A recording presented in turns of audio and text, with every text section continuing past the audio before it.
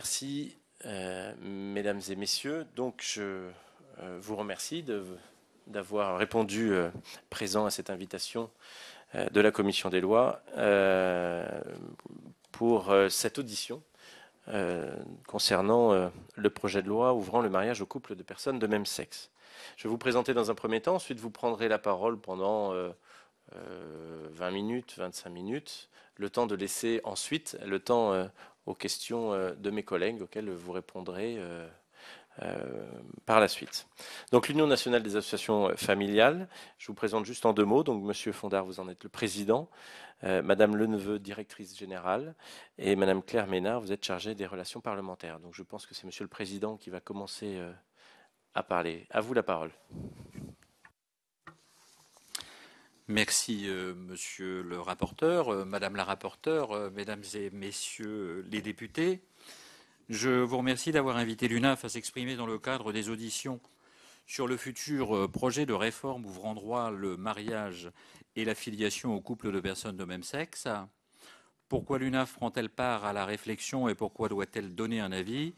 L'UNAF aujourd'hui regroupe plus de 7000 associations familiales adhérentes de sensibilités très diverses, représentant plus de 700 000 familles adhérentes. Elle comprend 22 unions régionales et 99 unions départementales d'associations familiales. L'UNAF est également une institution chargée par la loi de représenter 17 millions de familles vivant sur le territoire français et de donner officiellement avis au pouvoir public sur les questions d'ordre familial. C'est en raison de ces missions confiées par le législateur que l'UNAF a été amenée à prendre position sur la question du mariage et de la filiation pour les couples de personnes de même sexe. Elle l'a fait après avoir pris le temps de la réflexion et du débat au sein de son conseil d'administration. Nous aurions souhaité disposer de plus de temps sur un sujet aussi important. Nous avons été surpris que les instances chargées de donner un avis sur l'avant-projet de loi aient été convoquées de toute urgence au cours du mois d'octobre, donnant un sentiment de précipitation à cette réforme. Prendre position sur ces questions est difficile car elles ne se résument pas à permettre l'accès à la cérémonie publique du mariage et aux droits sociaux accordés aux couples mariés. D'emblée, nous avons pressenti que le débat ne saurait se résumer à être pour ou contre le mariage, même si la réforme continue à être présentée sous l'intitulé de l'ouverture au mariage, elle induit bien d'autres conséquences liées à l'accès à la filiation.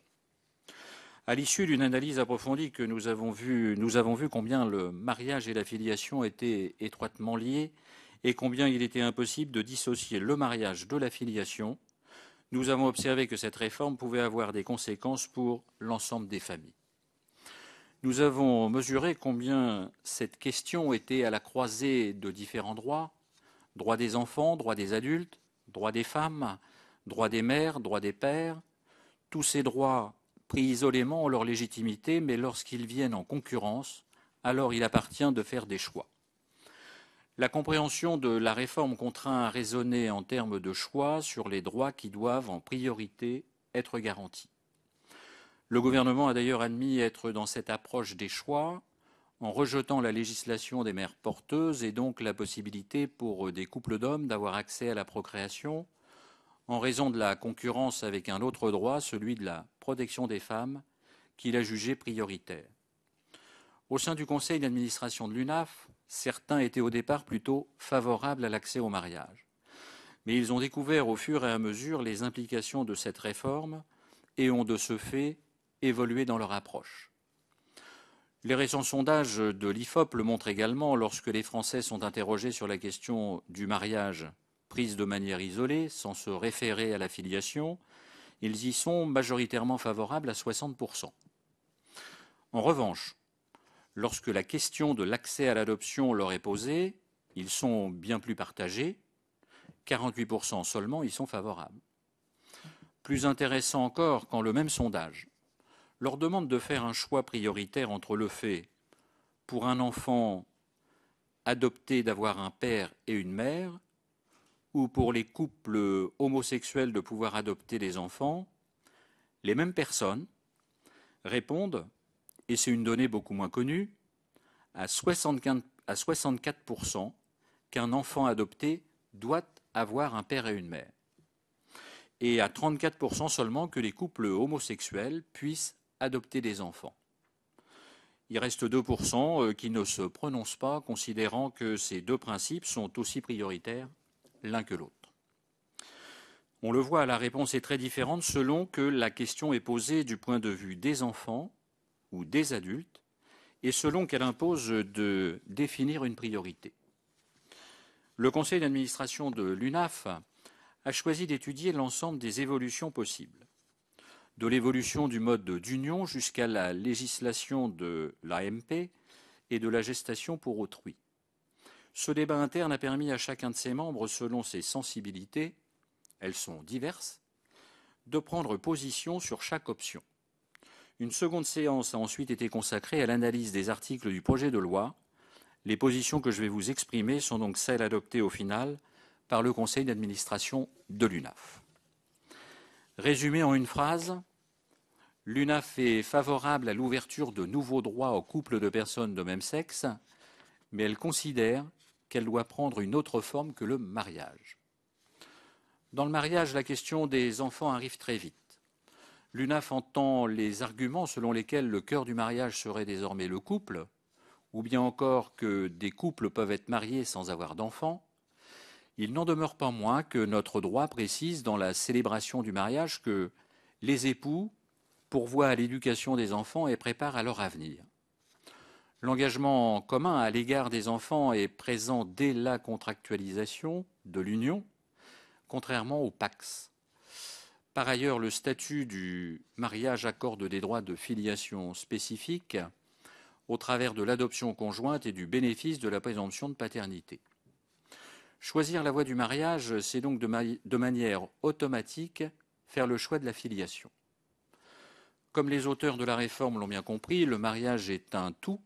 Il constitue un statut unique qui supporte difficilement de distinguer d'un côté des pères et mères pour les couples de personnes de sexe différents et de l'autre des parents pour les couples de personnes de même sexe. Le projet de loi ne parvient d'ailleurs pas à garder ce cap à tous les endroits de la réforme, créant de ce fait des incohérences.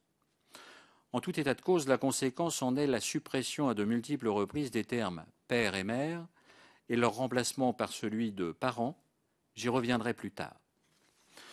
L'UNAF a donc réfléchi à l'alternative suivante: comment ouvrir de nouveaux droits à certains couples sans créer de différence au sein d'un même statut et sans remettre en cause les droits de tous.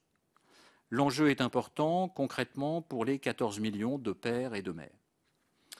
Il nous est apparu que le meilleur moyen pour atteindre ces deux objectifs n'était ni dans le mariage, ni dans le PACS. Modifier le PACS, ce qui concerne à 95% des couples de sexe différents, pour qu'ils ressemblent au mariage, n'aurait guère de sens, et priverait ceux qui en font le choix de la possibilité intermédiaire qui leur est offerte entre union libre et mariage.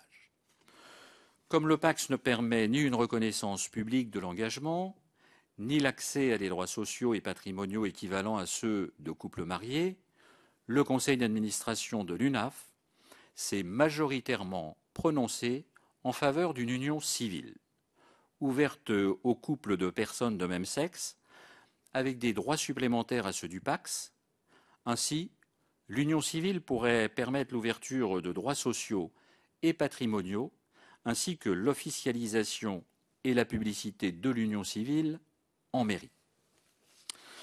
La crédibilité de cette proposition repose sur le fait que d'autres pays européens, et non des moindres, l'Allemagne et le Royaume-Uni, ont recours à cette formule. Ce simple constat montre que l'argument de discrimination à l'encontre de cette proposition ne tient pas. Dans ces pays, le mariage est réservé aux couples de sexes différents, un partenariat de vie a été créé et ne s'applique qu'aux couples de même sexe. Il leur confère certains droits et les soumet à certaines obligations des époux, sans assimilation générale au mariage. Ainsi, en Allemagne, si le partenariat entraîne la création d'un régime patrimonial identique au régime matrimonial légal, il n'a pas en revanche les mêmes conséquences que le mariage en matière de filiation et d'adoption. L'adoption conjointe est réservée par le Code civil aux couples mariés de sexes différents.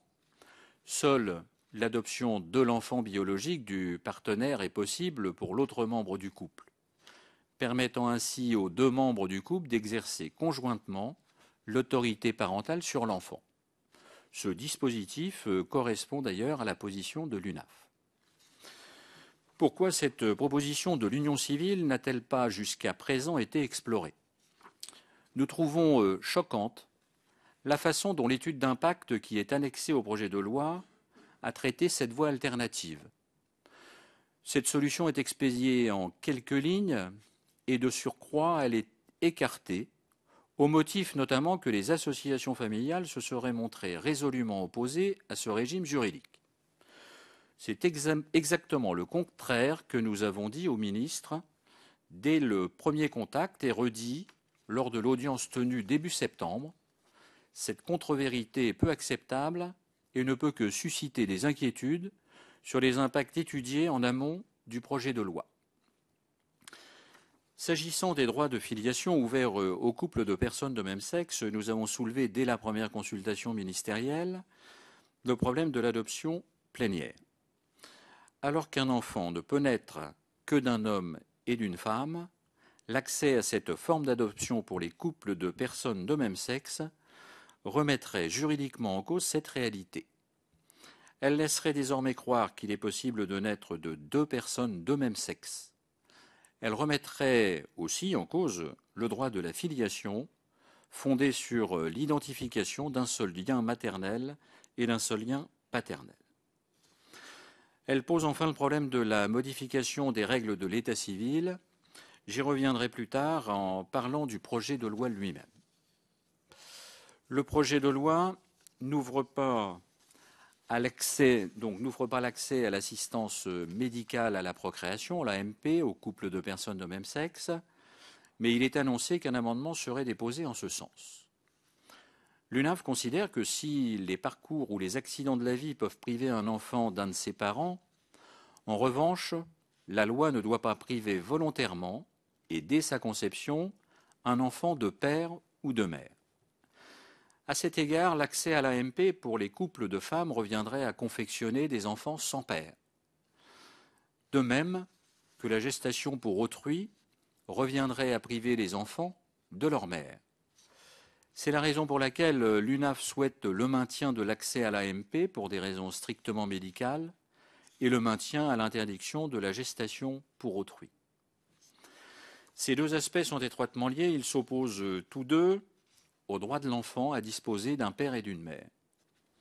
En outre, l'ouverture à l'AMP pour les couples de femmes conduirait en toute logique à une revendication sur les mères porteuses et à leur légalisation dans l'avenir au nom du principe de l'égalité. La garde des Sceaux l'a d'ailleurs reconnu lors de la présentation du projet de loi. À cette question, pourquoi n'avez-vous pas ouvert la procréation médicalement assistée aux couples de femmes? Je cite sa réponse.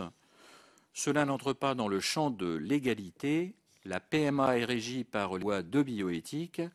Elle est autorisée à des couples stables, infertiles ou atteints d'une maladie héréditaire. Et elle ne peut pas s'appliquer aux couples masculins. Il y a donc inégalité. Il serait donc logique que le gouvernement s'oppose clairement au vote d'un amendement sur cette question et qu'il demande à sa majorité de suivre cette position. Pour l'UNAF, il est inenvisageable que de telles évolutions se fassent au détour d'une loi consacrée au mariage.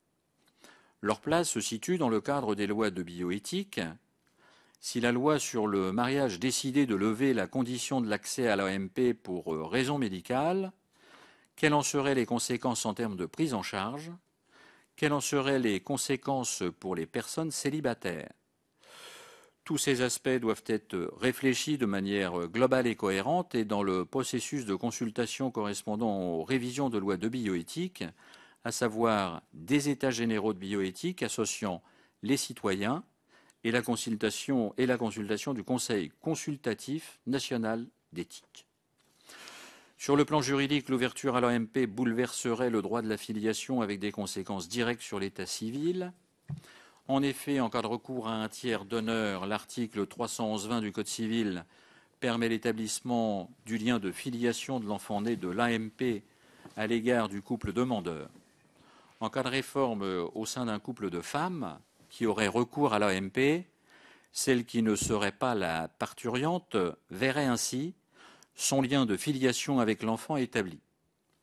L'enfant aurait donc deux mères par le seul effet du consentement donné à l'AMP, ce qui annulerait de fait le principe d'ordre public qui interdit à ce jour l'établissement d'un double lien de filiation maternelle. J'en viens maintenant au projet de loi tel qu'il a été déposé sur le bureau de l'Assemblée nationale. Son intitulé porte sur l'ouverture au mariage aux couples de personnes de même sexe, alors qu'en réalité, sa principale portée est l'accès à la parentalité de ces couples, comme le reconnaît d'ailleurs l'exposé des motifs.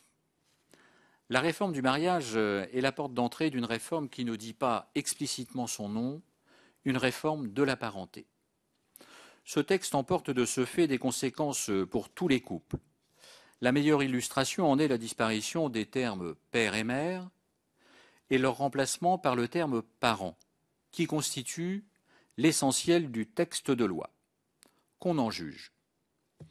Premièrement, l'article 1er qui porte sur 7 références du Code civil porte stricto sensu sur le couple marié, en remplacement les termes mari et femme par époux, ou bien encore mari par conjoint. Tous les autres remplacements de termes renvoient pour l'essentiel à la notion de parent. Deuxièmement, la suppression des termes père et mère s'étale sur 16 articles dans un projet de loi qui en compte 23. C'est donc le cœur du texte de loi.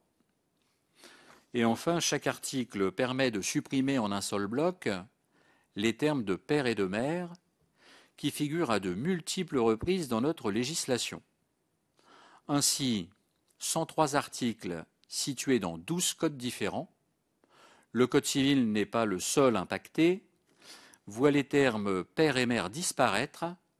Au total, le mot de père est supprimé au moins 157 fois et le mot de mère 156 fois. Certains affirment que c'est juste une question de vocabulaire, juste une adaptation d'écriture dans les codes, et donc que ces modifications de termes ne changeront strictement rien dans la situation des familles. Pas étonnant dans ces conditions que les personnes interrogées dans les sondages n'y soient pas défavorables. Tel n'est pourtant pas le cas. Ce n'est pas juste une question de vocabulaire dont la portée ne concernerait qu'un cercle étroit de juristes. Pour notre part, nous avons identifié 3 grandes sources de difficultés qui sont porteuses de profondes modifications pour l'ensemble des couples. Premièrement, le caractère imprécis du terme parent crée de l'incertitude juridique. Qu'est-ce qu'un parent? Au sens du droit aujourd'hui, quel sera son sens demain? Étymologiquement, le terme parent découle de parents, celui qui a mis au monde. Le parent est donc au sens premier, le père ou la mère par le sang. Mais le droit contemporain ne définit pas le parent juridique. Quand le terme apparaît, il se définit alors par référence aux notions auxquelles il est associé, et celles-ci ne visent pas nécessairement la situation de père et de mère. Ainsi, pour définir les titulaires de l'autorité parentale, l'article 371 du Code civil mentionne, sans ambiguïté, les parents après avoir désigné les pères et mères. Plus loin dans le même code, s'agissant du droit des successions, les articles 731 et 734 visent les parents par une définition tout autre. Ils visent jusqu'au 6e degré. Les enfants et leurs descendants, les pères et mères, les frères et sœurs et les descendants de ces derniers, les ascendants autres que les pères et mères et les collatéraux autres que les frères et sœurs et les descendants de ces derniers. Autre exemple, en matière de protection juridique des majeurs, une récente disposition prévoit qu'un parent peut requérir l'ouverture d'une mesure de protection auprès du juge des tutelles. La doctrine hésite sur le périmètre à retenir. La notion de parent peut en effet s'étendre à toute la parenté, aussi loin que la communauté d'ancêtres est reconnaissable, ou plus raisonnablement aux parents successibles. Être parent recouvre donc des réalités multiples qui ne se limitent pas toujours aux seuls liens paternels et maternels. Lorsque le terme parent existe déjà et qu'il s'adresse à une autre catégorie que celle des pères et mères, le projet de loi remplace le terme parent par membre de la famille, ou encore par personne unie à l'enfant par un lien de parenté ou d'alliance. Mais la notion de famille, là encore, n'est pas définie. Elle peut désigner non seulement des liens d'ascendance et de descendance, mais aussi des liens de toute nature, dont celle des beaux-parents par exemple. En termes de succession, le projet de loi, en substituant père et mère par le terme parent, s'abstient de qualifier les personnes successibles. Les personnes visées sont donc imprécises. Par ailleurs, alors que le droit des successions exclut les alliés au profit des seuls liens de parenté, le projet de loi semble vouloir réintroduire les alliés en remplaçant le terme parent par celui de membre de la famille. Si telle n'est pas l'intention, il faut lever l'ambiguïté en revoyant la rédaction. En tout cas, on voit bien toute la difficulté à remplacer des formulations qui avaient le mérite jusqu'à présent d'être explicites. Autre exemple, la nouvelle rédaction envisagée par l'article 205 du Code civil relatif à l'obligation alimentaire découlant du mariage pose directement le problème de la délimitation du périmètre de cette obligation. Il disposerait dorénavant que les enfants doivent des aliments à leurs parents, au lieu de à leur père et mère, ou autres ascendants qui sont dans le besoin. Le terme parent peut être interprété là aussi plus largement que les seuls père et mère et pourrait entraîner la reconnaissance d'une extension de l'obligation alimentaire due par les enfants à l'égard de nouvelles catégories de personnes ayant un lien de parenté plus éloigné. Rappelons qu'il existe un principe à valeur constitutionnelle de clarté de la loi qui impose d'adopter des dispositions suffisamment précises et des formules non équivoques. Si le terme de parent devait demain désigner strictement les pères et mères, il faudrait immanquablement réviser dans le même temps tous les dispositifs dans lesquels cette notion existe déjà et renvoie à d'autres cas de figure. À défaut, l'imprécision déstabiliserait nombre de dispositifs existants. Ce remplacement présente également le risque de brouiller le lien de parenté si le terme parent n'était pas mieux défini dans la loi.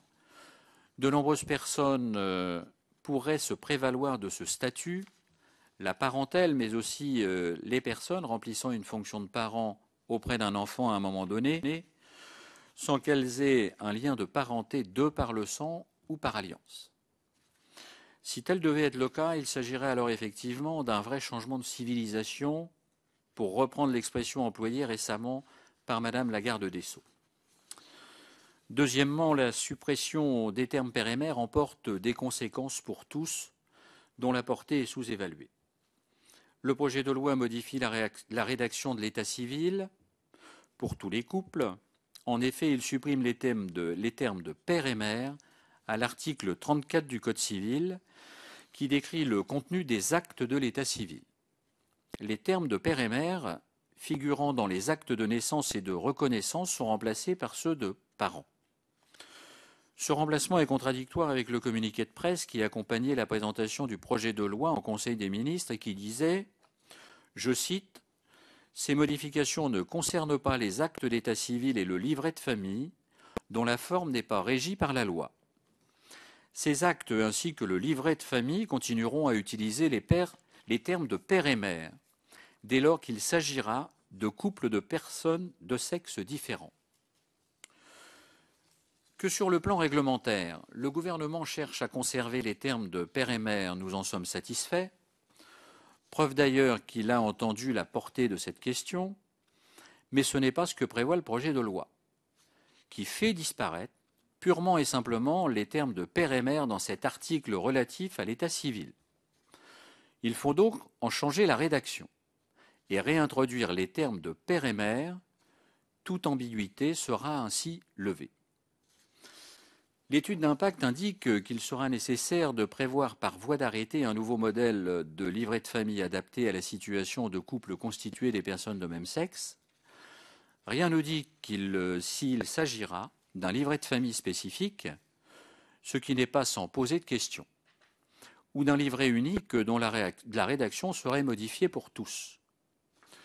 Ce remplacement des termes père et mère dans cet article est probablement destiné à permettre l'accès des couples de même sexe à l'adoption plénière. Afin de conserver dans la loi les mots père et mère, une solution pourrait consister à ajouter après les mots père et mère le terme du ou des adoptants. Par cette rédaction, l'ouverture éventuelle à l'adoption plénière des couples de même sexe ne conduirait pas à modifier les actes d'état civil et les actes de naissance pour tous. Toutefois, le fait d'ouvrir à l'adoption plénière risque d'emporter des changements en termes d'état civil pour l'ensemble des enfants adoptés, y compris ceux vivant dans des couples de personnes de sexe différents. Compte tenu de ces nombreuses conséquences, une autre solution consisterait à ouvrir l'adoption simple aux couples de même sexe et à réserver l'adoption plénière aux couples de sexe différents. En tout état de cause, si la rédaction n'est pas modifiée, elle porte en germe une modification de l'état civil et du livret de famille pour tous les citoyens. Par ailleurs, elle ouvre la porte à la levée de l'interdit d'une double filiation maternelle ou paternelle pour tous les modes d'établissement de la filiation.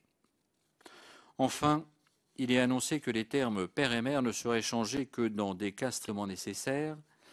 Nous avons noté que tel n'est pas toujours le cas. Certains articles permettent déjà de couvrir la situation des couples de personnes de même sexe sans qu'il soit nécessaire de mettre le mot parent. Troisième et dernier point, le projet de loi fragilise les droits du père et ceux de la mère. Prenons tout d'abord le cas du père. Lorsqu'une femme enceinte ou une jeune mère est prise en charge par une structure d'accueil, dans le cadre des services de l'aide sociale à l'enfance, une disposition du Code de l'action sociale et des familles cherche à préserver la relation père-enfant. Ce dispositif récent a été institué pour renforcer le droit du père et protéger le droit de l'enfant à entretenir des relations avec celui-ci. Remplacer le père par l'autre parent, comme le prévoit ce projet de loi, va poser un problème d'application. L'autre parent pourra être le père, ou le nouveau compagnon ou la nouvelle compagne de la mère, ou même quelqu'un d'autre, puisque le lien juridique qui unit cet autre parent à la mère n'est pas précisé, si elle est pacsée, mariée ou en union libre. Le père de l'enfant pourrait donc être évincé au produit de cet autre parent, en contradiction totale avec la finalité première de ce texte. Sur un plan général, l'inquiétude des effets de la réforme sur la place des pères n'est pas théorique. Il est prévu dans le projet de loi de financement de la sécurité sociale pour 2013 de réformer le congé de paternité. Il a été dans un premier temps envisagé de faire disparaître totalement le terme paternité. Finalement, ce congé deviendrait un congé de paternité et d'accueil de l'enfant. L'objectif était de permettre, dans le cas de couples de femmes, que la compagne de la mère puisse bénéficier de ce congé. L'UNAF a alerté sur la rédaction de l'article qui peut concerner tous les couples et conduire à évincer les pères de leur droit de bénéficier du congé de paternité au profit du ou de la partenaire de la mère. Cet exemple montre le risque pour les pères séparés ou divorcés d'être écartés par l'attribution de nouveaux droits accordés à celui ou à celle qui vit avec la mère. Les mères peuvent être aussi affectées par la réforme annoncée. Le projet de loi aménage la majoration de la durée d'assurance accordée au titre de l'incidence sur la vie professionnelle de la naissance, de l'éducation ou de l'adoption d'un enfant. Il prévoit, si le couple n'exprime aucun choix et en l'absence de désaccord d'un de ses membres, 2 régimes différents. Pour les couples de personnes de même sexe, un partage égal pour les trimestres non liés à l'accouchement, éducation ou adoption. Pour les couples de personnes de sexe différent, l'attribution de la totalité des trimestres à la mère. Ces dispositions ont pour effet de faire disparaître l'égalité de traitement entre les mères biologiques selon qu'elles vivent avec un conjoint ou une conjointe. Enfin, nous avions soulevé des incohérences lors de l'examen de l'avant-projet de loi pour le conseil d'administration de la CNAF qui n'ont pas été prises en compte, l'accès de l'allocation forfaitaire de repos maternel à des hommes, ainsi que l'ouverture à des hommes de dispositions relatives à l'assurance maternité. Ces différents exemples témoignent de la difficulté à maintenir une unicité des règles au sein d'un même statut, qui jusqu'à présent est unique si le mariage était ouvert aux couples de personnes de même sexe. Il montre également la durée d'une réforme que beaucoup au sein de la société n'ont pas nécessairement perçue. Cette réforme soulève des interrogations, elle concerne l'ensemble de nos concitoyens. Il est souhaitable qu'ils puissent accéder à l'ensemble des points de vue exprimés. Permettez-moi, monsieur le rapporteur, d'exprimer une demande. Certaines auditions, et non des moindres, ne sont pas publiques. Je pense que, par exemple, à celle consacrée ce matin aux juristes, et pourtant le droit est une question très importante pour la compréhension des enjeux, nous vous demandons, pour la qualité et la transparence des débats, que l'ensemble des auditions puissent faire l'objet d'une retranscription écrite, au moins pour celles qui ne sont pas filmées. Je vous remercie pour votre écoute en espérant que nos remarques et nos propositions permettront d'alimenter le travail parlementaire. Merci, Monsieur le Président, pour votre intervention. Sur la dernière question, elles ne sont pas publiques, mais elles sont ouvertes à la presse, tout simplement, comme d'ailleurs cette audition ici. Elles ne sont pas retransmises pour des raisons purement pratiques. En revanche, ce matin, nous étions très nombreux, Monsieur Breton, vous pouvez en témoigner. Voilà. Oui, grand débat citoyen, vous voyez. Tout le monde peut avoir accès à travers son ordinateur. Et puis je vais vous donner la parole parce que pour justifier, voilà, il était très bien le débat ce matin, je crois. Une très haute tenue. J'aurais quelques questions avant de passer la parole à Xavier Breton qui demande la parole, non? Oui. Mais vous la prenez sans que je vous l'attribue, donc je vais vous la donner en bonne et due forme. Une question, Monsieur le Président. Vous avez parlé effectivement de votre souhait, de votre préférence vers un contrat d'union civile et en développant les nouveaux droits que pourrait apporter ce contrat d'union civile à ces couples. Une question toute simple. Sur la situation des enfants actuellement élevés par ces familles-là, qui sont clairement, et c'est dans le cœur de notre débat, ça l'était ce matin, ça l'est de nouveau cet après-midi, la situation un peu précaire, bancale, on va dire, juridiquement parlant, des enfants aujourd'hui élevés par des couples homoparentaux. Qu'est-ce que vous proposez comme solution? Parce que, très clairement, il y a quand même là une défaillance juridique, et en l'occurrence, c'est la raison pour laquelle nous voulons, en tout cas un certain nombre d'entre nous, changer les textes. Deuxième question, qui n'a rien à voir avec le texte, mais qui permet, je pense, j'espère, si vous acceptez d'y répondre, d'éclairer peut-être la position de l'UNAF et en tout cas la réflexion que vous avez, je crois, autour de l'homoparentalité et qui existe, qui n'est pas nouvelle, qui n'est pas liée à ce texte-là. La PGL se plaint de ne pas avoir été acceptée au sein de l'UNAF. À 2 reprises, je crois, ou alors à une reprise, vous avez refusé, je crois, son adhésion ou son entrée. Il y a une deuxième en cours. Enfin, je ne sais plus exactement les termes. Nous n'avons pas encore auditionné la PGL. J'ai lu ça sur leur site internet. Or, il me semble que dans le code des affaires sociales et de la famille, je ne sais plus le terme exact, mais Marie-Françoise Clergeau me corrigera, la notion de fédération ou d'association défense de la famille adhérente de l'UNAF est extrêmement large. Elle est extrêmement large, elle contient même, je crois, les familles monoparentales. Enfin, évidemment, ce n'est pas les familles hétérosexuelles, ça n'est pas défini comme cela. Donc je voulais savoir, pour bien comprendre un peu les positions de l'UNAF dans l'histoire, on va dire, de votre union, de votre fédération, pourquoi l'APGL, l'Association des parents gays et lesbiens, n'a pas eu l'heure d'être accueillie au sein de l'UNAF. Je vais laisser mes autres collègues donc s'exprimer et nous vous laisserons ensuite répondre collectivement aux questions. Monsieur Breton. Merci, monsieur le rapporteur. Oui, je voudrais effectivement indiquer que on nous parle de ces auditions comme étant le grand débat public citoyen, qu'effectivement, c'est un débat hémiplégique, puisqu'il y a la moitié des auditions qui ne sont pas diffusées sur Internet. Alors bien sûr, elles sont ouvertes à la presse, et la presse fait bien son travail, mais je trouve dommage qu'il n'y ait pas ce grand débat citoyen, et je m'associe tout à fait à la remarque. Alors, en même temps, c'est vrai qu'il y a beaucoup de questions que vous avez posées au niveau de l'Union nationale des associations familiales, et vous êtes expression d'un pluralisme apolitique et en dehors de toute considération religieuse ou spirituelle. Et je crois que nous devons l'entendre. Alors, ces questions, bien sûr, elles s'adressent à nous. Maintenant, il va falloir que nous y répondions. Et je serais intéressé sur les différents points qui ont été évoqués, que nous ayons des réponses, soit du gouvernement, soit de la majorité parlementaire, notamment sur la disparition du mot père et mère, et qui est laissé, on nous a dit que c'était une exception, mais en fait on se rend compte que cette disparition, elle est bien essentielle, elle est au cœur du projet même, et là-dessus j'aimerais que nous ayons des éléments de réponse, mais ce n'est pas de votre part, ça sera effectivement au niveau du débat, et avec le gouvernement, et avec la majorité parlementaire.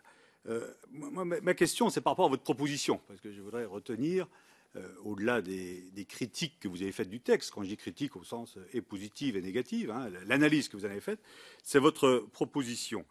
Pour savoir si votre proposition, vous la situez dans le cadre de l'institution ou dans le cadre du contrat. Et je crois que c'est un point important, puisqu'effectivement, le contrat en est dans le domaine du Pacs, l'institution dans le domaine du mariage. Vous proposez quelque chose qui permette de répondre à des insuffisances dans notre droit, et je crois que c'est tout à fait légitime d'avoir ces interrogations. Ceci dit, c'est pour savoir où est-ce que vous le situez. Est-ce que c'est simplement de l'ordre d'un accord entre des personnes, ou est-ce que c'est quelque chose qui est effectivement institué, qui serait institué et à ce moment-là, c'est vrai que ça peut donner une autre dimension par rapport à votre proposition. Donc je crois que c'est la première question moi, que j'ai par rapport à ce que vous avez indiqué. Je vous remercie. Madame Greff. Merci, Monsieur le Président. Je voudrais remercier le président de l'UNAF pour avoir étudié de façon aussi approfondie ce projet de loi qui a évidemment évolué, puisqu'au départ, il était le mariage pour tous et que concrètement, on ne pouvait pas autoriser un mariage pour tous. Je l'ai expliqué tout à l'heure. Mais enfin, je crois qu'il faut redire les choses, étant donné que le mariage pour tous autorisait tout à fait le père à épouser sa fille au prétexte qu'il l'aimait, en tout cas qu'il s'en occupait, et même l'oncle avec la nièce, enfin peu importe. Voilà. Donc vous avez bien étudié le projet de loi. Je réitère les propos de mon collègue pour dire que certaines auditions sont en effet filmées et d'autres pas. Et en l'occurrence, ce matin, nous avions une audition avec toutes celles et ceux qui étaient pour être extrêmement favorables au mariage de deux personnes de même sexe et qui n'ont pas mis en évidence toutes les difficultés sociétales, juridiques et je dirais même humaines en matière de conséquences sur l'intérêt supérieur de l'enfant. Tout cela n'a pas été mis en évidence. Mes propos, évidemment, ne sont pas parce que je suis homophobe et parce que je serai de droite que je ne serai pas compétente dans ce domaine. L'étude que vous avez faite, Monsieur le Président, est une étude tout à fait claire du projet de loi et des incidences que cela pourrait comporter. Je voudrais que vous me disiez ce que vous pensez sur les propositions qui sont faites dans ce projet de loi, qui visiblement nie le critère biologique. En fait, le critère biologique ne serait pas reconnu comme étant le critère premier en matière de parentalité. Et deuxièmement, que pensez-vous de la présomption de parentalité, puisque c'est visiblement ce qu'on nous met souvent en évidence au travers de ce projet de loi. Merci, Madame Greff. Madame la rapporteure pour avis, je vous en prie. Oui, merci, Monsieur le Président. Moi, j'avais envie de commencer par une boutade, Monsieur le Président. Vous avez commencé vos propos en évoquant l'article 371.1 du Code civil qui dit que les époux pourvoient à l'éducation des enfants et préparent leur avenir.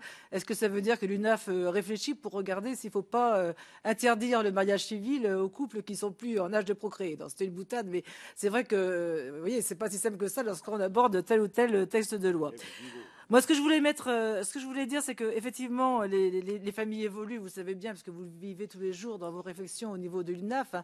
On est passé de la famille traditionnelle à la famille monoparentale, la famille recomposée, la famille homoparentale. Donc, ce sont des faits. Et il faut bien que nos droits évoluent en fonction aussi de l'évolution de la société. Donc, c'est l'objet de la réflexion que nous avons aujourd'hui. Mais au-delà de ça, j'aimerais donc savoir. Lorsque vous avez pris votre position au niveau de l'UNAF sur votre point de vue par rapport à ce texte, quels échanges vous avez eus avec différentes associations de familles homoparentales, puisqu'elles existent, elles ne sont pas forcément à l'UNAF, mais elles existent, donc je pense que vous avez, pour approfondir votre réflexion, vous avez élargi sans doute à ces associations de familles homosexuelles, et ce serait intéressant de regarder en fonction de leur ressenti, en fonction aussi du fait que la réflexion que vous avez dû avoir de savoir si un enfant, ce qu'on a tous en vue, c'est l'intérêt de l'enfant, je crois que c'est la priorité. C'est est-ce qu'un enfant peut grandir dans son épanouissement total s'il est élevé par deux pères, par deux mères, par un homme, par une femme. Est-ce que vous avez une réflexion qui a été menée à ce niveau-là? Et puis, juste pour peut-être finir sur le congé de paternité et d'accueil de l'enfant. Donc, effectivement, nous avons réfléchi depuis très longtemps déjà, puisque c'est une réflexion que nous avons déjà eue avec vous depuis au moins 6 ou 7 ans sur ce congé d'accueil à l'enfant. Nous avons entendu vos réflexions et c'est la raison pour laquelle l'article de loi qui va être voté la semaine prochaine dans la deuxième lecture du PLFSS aura bien pris en compte congé de paternité et d'accueil de l'enfant, et ce congé pourra donc être octroyé au conjoint, à la personne qui vit maritalement avec l'enfant ou éventuellement au père. Donc il pourrait y avoir, mais ce sera occasionnel, deux congés qui pourront être pris pour le même enfant. Donc on a entendu vos réflexions et je crois que c'est intéressant de pouvoir échanger pour pouvoir justement essayer de faire en sorte que tout le monde s'y retrouve et que toutes les familles, quelle que soit leur composition, puissent être reconnues. Donc c'est bien l'objet du mariage pour tous, qui d'ailleurs, je dois faire remarquer au passage, n'évince pas le mariage actuel, puisque c'est, je dirais, une ouverture complémentaire à ce qui existe aujourd'hui. Donc il n'y a pas, c'est plutôt une avancée qu'un recul. Merci Madame Clergeau. Corinne Narassiguin. Merci Monsieur le rapporteur. Merci Monsieur le Président pour votre long exposé très riche en analyse et aussi très technique. Juste peut-être pour une petite clarification concernant vous aviez mentionné la gestation pour autrui dans le cadre d'une égalité revendiquée entre les couples de femmes et les couples d'hommes par rapport à l'assistance médicale à la procréation. Ce qui n'est pas du tout le cas aujourd'hui, notamment des associations. Il n'y a pas du tout de revendication en ces termes de la part des associations de familles homoparentales et des associations LGBT en général. Par ailleurs, les discussions, il me semble que les discussions qui ont eu lieu au niveau bioéthique jusqu'à présent, dans les années qui ont précédé, précisément sur cette question, n'ont jamais été dans le cadre d'une ouverture à ces techniques pour des raisons d'infertilité sociale, mais toujours dans le cadre des infertilités médicales et donc exclusivement des couples hétérosexuels. Donc aujourd'hui, l'interdiction bioéthique qui a été établie, comme vous l'avez dit très justement, sur la question de la protection de la femme, et elle intervient par rapport à l'infertilité des couples hétérosexuels, et donc de dire qu'il y a un type d'infertilité particulière à laquelle nous n'apporterons pas de réponse scientifique et médicale, c'est-à-dire celle des couples hétérosexuels dont la femme a une pathologie utérine. Et donc, pour qui l'assistance médicale à la procréation n'apporte rien. Voilà, donc c'était juste pour apporter cette précision, parce que je pense qu'il y a des débordements dans les débats sur cette question, d'autant qu'il n'y a aucune intention de notre part de déposer des amendements concernant la gestation pour autrui. Donc je pense qu'il faut faire attention à ne pas inutilement enflammer le débat sur cette question. J'ai remarqué, vous avez fait un très long exposé sur la question du remplacement dans une partie du texte du Code civil notamment des termes père et mère par les termes parents.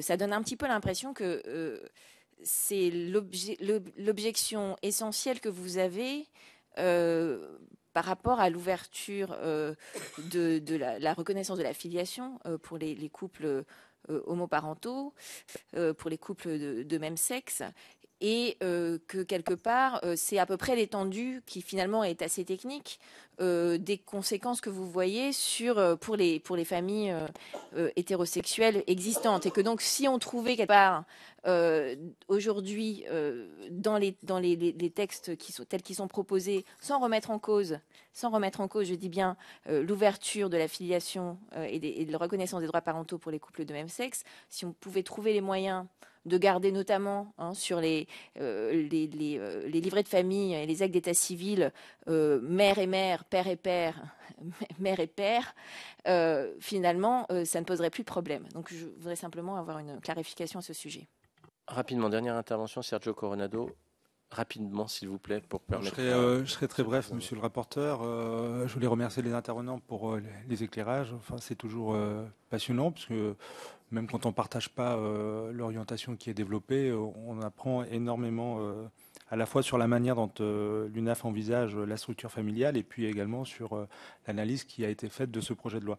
Justement, sur la structure familiale, à vous entendre, monsieur le président, en fait, parce que j'ai retenu la phrase que vous avez prononcée au sujet de l'adoption et sur la nécessité, ou en tout cas ce qui serait idéal pour un enfant, c'est-à-dire un père et une mère.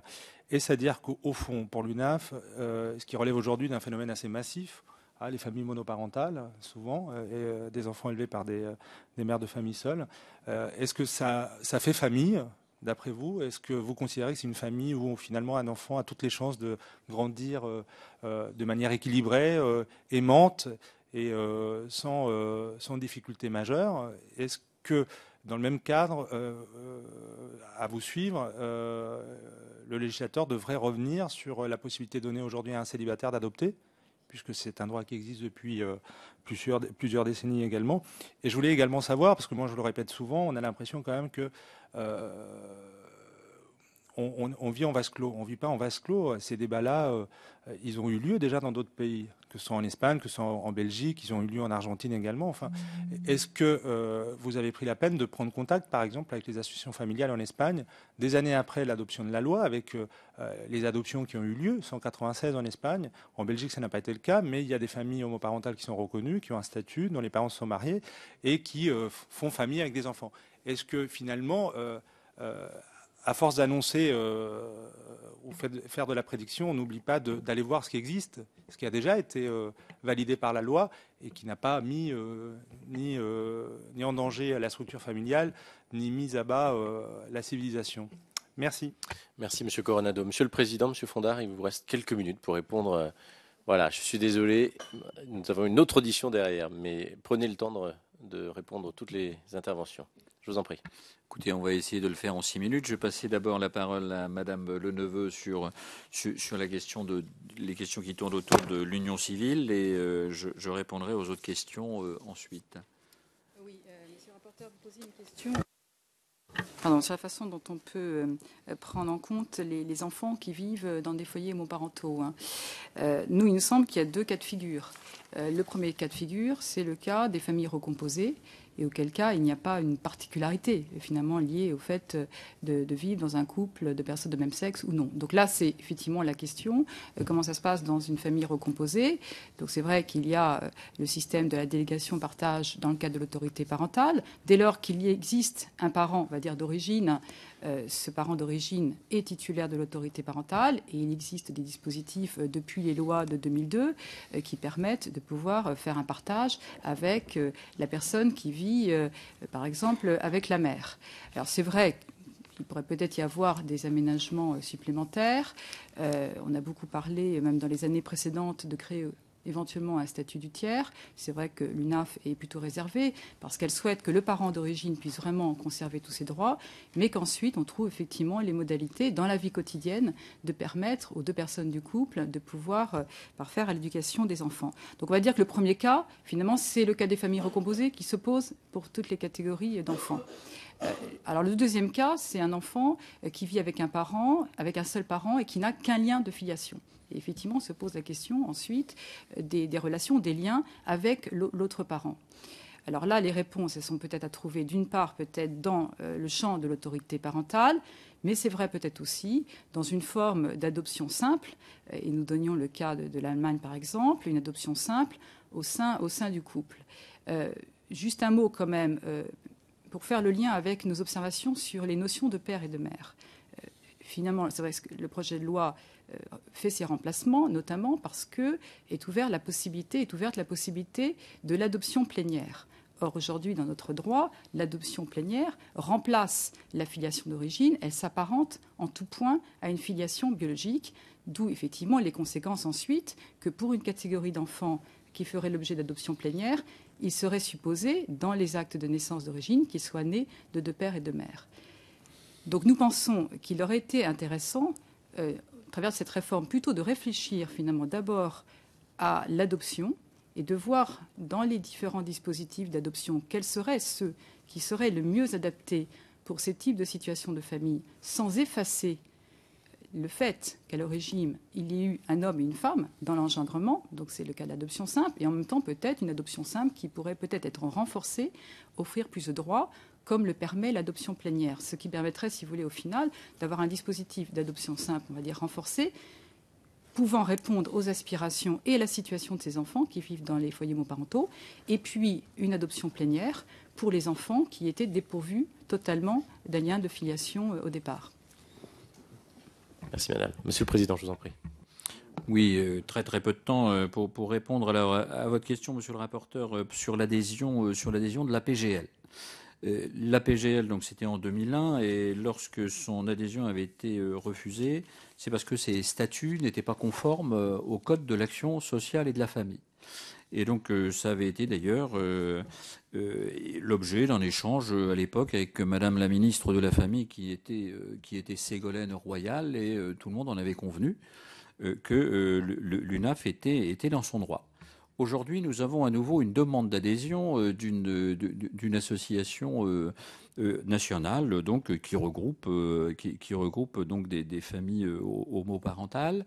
Et donc actuellement, nous avons échangé donc sur les documents nécessaires en vue de cette adhésion. À partir du moment où les statuts seront conformes au Code de l'action sociale et de la famille et seront conformes donc aux critères aujourd'hui donc que demande l'UNAF, il est clair que ces associations-là seront agréées par l'institution. Excusez-moi de vous couper, les critères que demande l'UNAF ne tiennent pas compte évidemment du caractère homoparental des familles. Absolument pas, dans la mesure où... Donc c'est un problème de forme, en fait. Dans la mesure où, aujourd'hui, l'ensemble des associations, et les associations monoparentales, par exemple, à partir du moment... aujourd'hui, c'est dans le Code de l'action sociale, à partir du moment où il y a responsabilité familiale, donc il y a agrément au sein, en tant qu'association familiale, au sein... soit des UNAF d'abord, parce que pour être agréé mouvement national, il faut un minimum de représentativité, ce qui n'est pas le cas aujourd'hui de ces associations. Juste quelques réponses très rapides à la question de Monsieur Breton, par exemple. Nous, en ce qui nous concerne, effectivement, on imagine l'union civile plutôt dans un cadre institutionnel, et c'est pour ça que nous allons jusqu'à la célébration en mairie. Car pour répondre à la question de Madame Clergeau, alors déjà Madame Clergeau, merci de nous avoir entendus sur le congé de paternité. Nous avons bien vu ce qui est proposé pour le deuxième passage à l'Assemblée nationale, et ça va tout à fait dans notre sens. Merci. Et également en ce qui concerne la question par rapport justement, vous faisiez état à ces familles aujourd'hui et à ces situations des 30 000 enfants, puisque nous nous basons sur le chiffre de 30 000 enfants dans les familles homoparentales. On retient le chiffre du projet de loi dois vous rappeler sur le statut du beau-parent et des droits des tiers, donc que nous avions commencé à examiner en 2009, qui n'avait pas abouti, et où il était recensé 30 000 enfants. Eh bien, à l'UNAF, nous sommes tout à fait d'accord et conscients qu'il faut donner un cadre juridique à ces familles.